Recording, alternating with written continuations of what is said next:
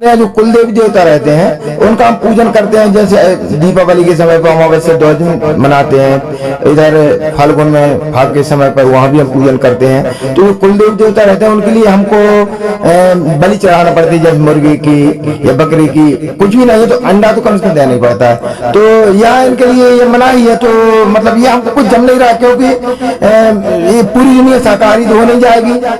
ऐसा कैसे हो सकता है कि भाई भक्ति करने में कोई मतलब देवी देवता नाराज ना हो। इनका सवाल ये है कि अगर हम बलि नहीं चढ़ाएंगे तो हमारे देवी देवता रुष्ट हो जाएंगे। कि किसी की जीव हत्या करने से कोई खुश नहीं हो सकता है, क्योंकि हम सभी चींटी से लेकर हाथी तक सभी हम परमात्मा की आत्माएं हैं। हम एक दूसरे की आत्मा को मार कर तो दूसरी आत्मा को खुश कर सकते हैं, कभी ऐसा होता है कि हमारे जो हिंदू धर्म में जो रीति रिवाज है कि कहीं पर बकरी चढ़ाई जाती है, कहीं पर मुर्गे की बलि दी जाती है। तो जो बलि दी जाती है अगर उसको बंद कर देंगे तो जो देवी देवता है वो नाराज हो जाए। परमात्मा की एक वाणी है कि माई मसाणी सेण शीतला भैरव भूथन मंत्र, और परमात्मा उनसे दूर है जो इनके पूजन। जब तक इनको पूजोगे जब तक तो परमात्मा दूर है। सब देवता ठाणे भाई हमको ठोर बताओ, और जो मुझ कबीर को पूजे नहीं उन्हीं को लूटो खाओ। परमात्मा ने कहा है कि जब तक हम पूर्ण परमात्मा की शरण में नहीं रहते हैं, जब तक ये देवी देवता हम पूजते रहते हैं और फिर भी अपनी को खाते रहते हैं, परेशान करते रहते हैं। तो हम गुरु जी ने जो बताया है कि हम सत भक्ति करेंगे तो ये देवी देवताओं का भी मोक्ष हो जाएगा और तुम्हारा भी मोक्ष हो जाएगा। हम देवी को या घटोइया को अगर हम बकरा की बलि नहीं देंगे, मुर्गा की बलि नहीं देंगे तो संतान नहीं होगी। इससे पहले आपने कभी प्रमाण देखा है? एक बार ना देखे देखो ना। संत रामपाल जी महाराज जी कहते हैं कि जो दुनिया में कैसे भी रोग हो, किसी भी प्रकार की बीमारी हो, किसी भी प्रकार का कष्ट हो, वो यहाँ आकर संत रामपाल जी महाराज जी से नाम उपदेश ले और पूर्ण परमात्मा की भक्ति को मर्यादा में रहकर के आजीवन करे। जीवन में कोई कष्ट नहीं हो सकता है। आपने कभी इस पर विचार किया है कि हम बलि कर रहे दे रहे तो हम पाप के अपराधी हो रहे, हम पाप के भागीदार बन रहे, इस पाप का कर्ज हमें भोगना पड़ेगा। तो पाप कर्म भोगोगे तो आपको दुखी तो आएंगे, जीवन में कष्ट आएंगे, सुख मिल सकते हैं। एक आत्मा को यार दूसरी आत्मा काटे, इससे बड़ा पाप हो सकता है? बताइए आप। तो इनसे ये पूछिए कि अगर आप बलि नहीं देंगे अपने बच्चा के खुशी के लिए, तुम दूसरे के बच्चा को काट रहे, सुखी हो जाए आपको बच्चा। नमस्कार, आप देख रहे हैं आध्यात्मिक डिबेट। दर्शकों, दो पक्षों में बवाल मचा हुआ है बलि प्रथा को लेकर। जी हाँ दर्शकों, जगतगुरु तत्वदर्शी संत रामपाल जी महाराज जी के शिष्य और दूसरी तरफ हैं अन्य जो जगतगुरु तत्वदर्शी संत रामपाल जी महाराज जी के शिष्य नहीं हैं। उनके सवाल इस तरह से हैं कि जो बलि प्रथा है वो हमें कुल देवी देवताओं को देनी पड़ती है, उससे हमारा परिवार में सुख शांति होती है, संतान होती है और हमारे बाल बच्चों में सुख समृद्धि होती है। तो इसके लिए हम बलि देते हैं। यह प्रथा हमारी वर्षों से चली आ रही है, उसे हम कर रहे हैं। और संत रामपाल जी महाराज जी एक तरफ इस बलि प्रथा को छुड़वाने का काम कर रहे हैं, उसे बंद करवाने का काम कर रहे हैं। तो इस पर हम क्या करें, हम कैसे संत रामपाल जी महाराज जी से जुड़ सकते हैं? तो संत रामपाल जी महाराज जी के शिष्यों के विचार जानेंगे हम इस वीडियो में, उन्होंने क्या कहा है। आइए जानते हैं संत रामपाल जी महाराज जी के शिष्यों के विचार बलि प्रथा पर। नमस्कार सर। नमस्कार जी। क्या नाम है आपका? अमर सिंह लोधी। आप यहाँ पर जो पहली बार आए हैं, आपको कैसा लगा? क्या कुछ कहना चाहेंगे संत रामपाल जी महाराज जी के बारे में? देखिए, संत रामपाल जी महाराज का यहाँ के इनके भक्तों का व्यवहार बहुत अच्छा लगा हमारे लिए, और यहाँ का रहन सहन जो भी है। लेकिन हमारे कुछ ऐसे नियम हैं जो कि हमको मतलब हम इनको फॉलो नहीं कर सकते हम। वो नियम क्या हैं? जैसे कि यहाँ हमने सुना है कि भाई यहाँ सिर्फ शुद्ध शाकाहारी रहते हैं। अच्छा, हमारे यहाँ जो कुल देवी देवता रहते हैं उनका हम पूजन करते हैं। जैसे दीपावली के समय पर अमावस्या ध्वज मनाते हैं, इधर फाल्गुन में फाग के समय पर वहाँ भी हम पूजन करते हैं। तो जो कुल देवी देवता रहते हैं उनके लिए हमको बलि चढ़ाना पड़ती है, जैसे मुर्गे की या बकरी की, कुछ भी नहीं है तो अंडा तो कम से कम देना ही पड़ता है। तो यहाँ इनके लिए ये मनाही है। तो मतलब ये हमको कुछ जम नहीं रहा, क्योंकि ये पूरी दुनिया शाकाहारी तो हो नहीं जाएगी। ऐसा कैसे हो सकता है कि भाई भक्ति करने में कोई मतलब अपन देवी देवता नाराज ना हो। इनका सवाल ये है कि अगर हम बलि नहीं चढ़ाएंगे तो हमारे देवी देवता रुष्ट हो जाएंगे। इस पर संत रामपाल जी महाराज जी के शिष्यों का क्या कुछ कहना है, आइए उनसे बात करते हैं। इससे पहले हम उनका परिचय प्राप्त कर लें। नमस्कार सर। नमस्कार जी। क्या नाम है आपका? हेमंत दास। तो हेमंत दास जी, आप से जो इनका सवाल है कि अगर हम बलि नहीं चढ़ाएंगे तो हमारे जो देवी देवता हैं वो नाराज हो जाएंगे, इस पर आपका क्या कहना है? देखिए, जगतगुरु तत्वदर्शी संत रामपाल जी महाराज जी के ज्ञान आधार से उन्होंने बताया है कि किसी की जीव हत्या करने से कोई खुश नहीं हो सकता है, क्योंकि हम सभी चींटी से लेकर हाथी तक सभी हम परमात्मा की आत्माएं हैं। हम एक दूसरे की आत्मा को मार कर और दूसरी आत्मा को खुश कर सकते हैं, कभी ऐसा होता है? तो हमारे गुरुजी ने कहा है हम किसी को चींटी तक को भी नहीं मारेंगे। ये तो बकरा बलि, मुर्गा की बलि या किसी भी की बलि कह रहे, गुरुजी के ज्ञान के आधार से गुरुजी ने कहा है कि चींटी को भी मारना पाप है। और हम पाप के अपराधी क्यों बने? तो हम पाप करेंगे तो हमको पाप कर्म भोगना पड़ेंगे। और पाप कर्म भोगने के चक्कर में ही यहाँ पर गुरुजी ने बताया कि 84 लाख योनि में भोगना पड़ता है। जैसे आज अपन किसी बकरे को मारेंगे, मुर्गे को मारेंगे, फिर तुम बकरा बनोगे, फिर वो बकरा तुम्हें मारेगा। तो मतलब एक दूसरे का बदला फिरता रहेगा, क्योंकि यहाँ का बदला 3 लोग के जो भगवान हैं उनको भी देना पड़ा है। जैसे कि आपको बता दें थोड़ा कि जैसे रामचंद्र जी हैं, रामचंद्र जी ने बाली को मारा था छिपके, उनको बदला देने के लिए कृष्ण भगवान आए तो कृष्ण भगवान को भीलिया ने मारा था, तो उन्होंने कहा था कि मेरे से गलती होगी, तो उन्होंने कहा था गलती नहीं हुई है, तो हमारा तुम्हारा बदला था वो पूरा हुआ है। तो जब यहाँ के भगवानों को बदला देना पड़ा तो हम लोग कहाँ से बचेंगे? चलिए, बदला एक अच्छी बात है कि बदला लेना पड़ता है, देना पड़ता है, वो एक अलग अलग विषय है। लेकिन हम ये जानना चाहते हैं कि हमारे जो हिंदू धर्म में जो रीति रिवाज हैं कि कहीं पर बकरी चढ़ाई जाती है, कहीं पर मुर्गे की बलि दी जाती है, तो जो बलि दी जाती है अगर उसको बंद कर देंगे तो जो देवी देवता है वो नाराज हो जाते हैं। देखिए, जैसे कि हम बताएं, आपने कहा है कि देवी देवता नाराज हो जाते हैं।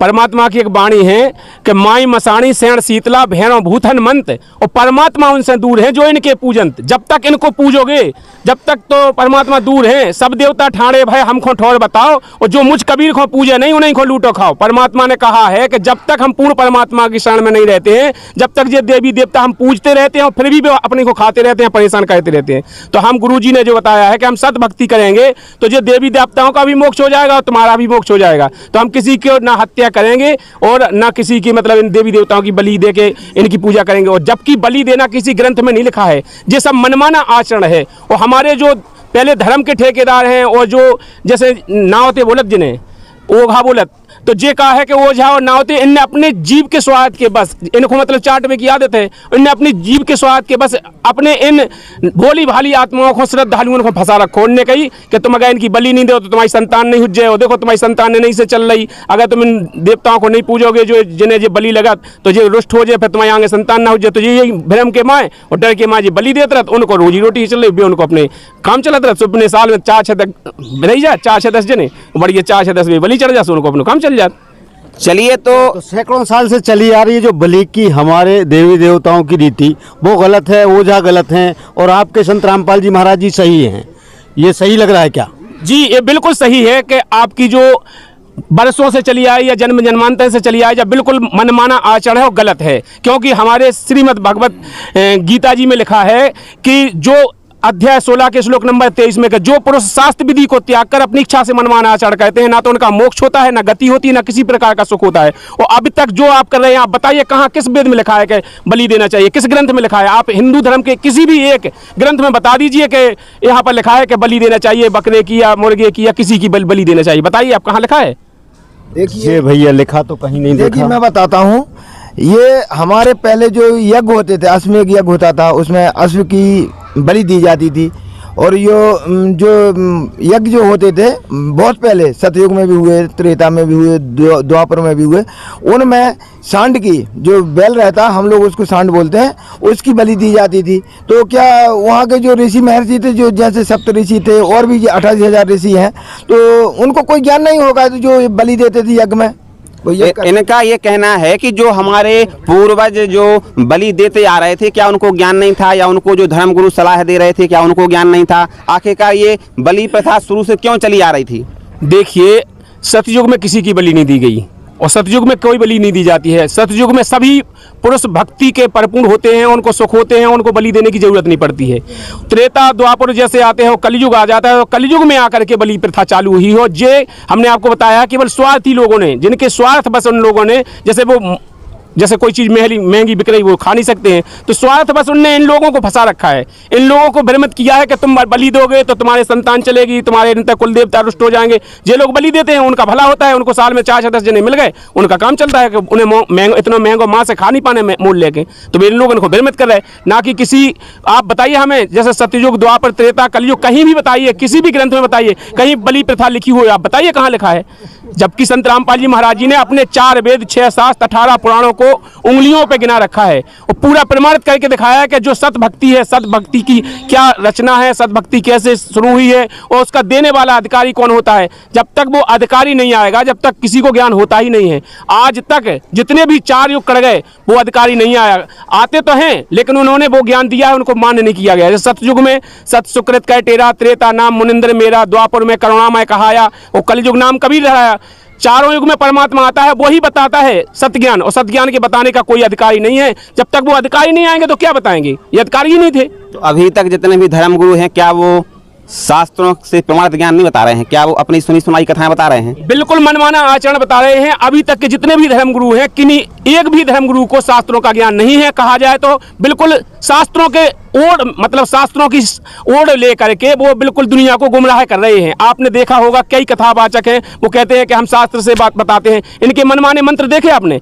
वो कोई कहता है राम राम जपो, कोई कहता है राधे राधे जपो, कोई कहता है हरे कृष्ण जपो, कोई कहता है मतलब इतने ओम नमः शिवाय जपो, ओम नमः भगवते वासुदेवाय। जिनके मन में एक बागेश्वर धाम आ गए, उखो देखो जो तुमने वक्त ओम बागेश्वराय फट स्वाहा जय मंत्र होगा। बताओ, इतने मनमाने आचरण करवा रहे जिससे जनता को गुमराह कर रहे हैं। वो मंत्र तो जो आप बागेश्वर वाले महाराज जी की बात कर रहे हो, जो उनका जो मंत्र आप बता रहे हो, वो उनके दादा गुरुजी ने उनको दिया था, दादा गुरुजी ने बताया था, ऐसा वो बोलते हैं। देखिए, उनके दादा गुरुजी ने उन्हें दिया, फिर दादा गुरुजी को किने दो? उनके आगे प्राण ली है, उनकी गुरु प्राण ली है, कहीं बताई उनने कि हमारे दादा गुरुजी को उन्होंने दो, फिर उनके गुरुजी ने उनको दो? कहाँ से चली उनकी प्राण ली? जबकि संत रामपाल जी महाराज जी जो भक्ति विधि देते हैं, कबीर साहब से लेकर के संत रामपाल जी महाराज तक उनकी पूरी गुरु प्राण ली लिखी रखी है। वो आपको बता दें कि क्या है। संत रामपाल जी महाराज जी के जो रामदेवानंद जी महाराज जी जो मंत्र देते थे वो संत रामपाल जी महाराज देते हैं। उनके बाद गरीबदास जी देते थे। मतलब इनकी कबीर साहब से जो मंत्र चले आ रहे हैं वो पूरे मंत्रों की उनके गुरुओं ने वो दिया है। उनके प्रमाण है, इनका कहीं प्रमाण है? बताइए, यहाँ कहाँ लिखा है कि ओम बागेश्वराय फट स्वाहा? बताइए किस तरह गुरु ने कहा है। चलिए, तो अब आपका और क्या कहना है?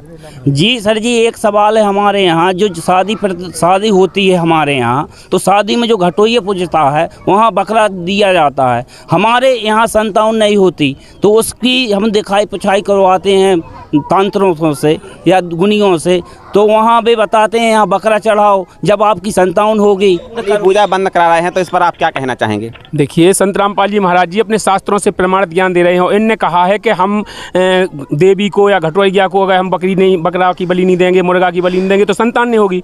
इससे पहले आपने कभी प्रमाण देखा है? एक बार ना दे के देखो ना। संत रामपाल जी महाराज जी कहते हैं कि जो दुनिया में कैसी भी रोग हो, किसी भी प्रकार की बीमारी हो, किसी भी प्रकार का कष्ट हो, वो यहाँ आकर संत रामपाल जी महाराज जी से नाम उपदेश ले और पूर्ण परमात्मा की भक्ति को मर्यादा में रह करके आजीवन करे। जीवन में कोई कष्ट नहीं हो सकता है। आपने कभी इस पर विचार किया है कि हम बलि कर रहे दे रहे तो हम पाप के अपराधी हो रहे हैं, हम पाप के भागीदार बन रहे हैं, इस पाप का कर्ज हमें भोगना पड़ेगा। तो पाप कर्म भोगोगे तो आपको दुखी तो आएंगे, जीवन में कष्ट आएंगे, सुख मिल सकते हैं।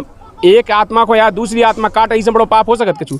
बताइए आप। तो इनसे ये पूछिए कि अगर आप बलि नहीं देंगे अपने बच्चा के खुशी के लिए, तुम दूसरे के बच्चा को काट रहे, सुखी हो जाए आपको बच्चा?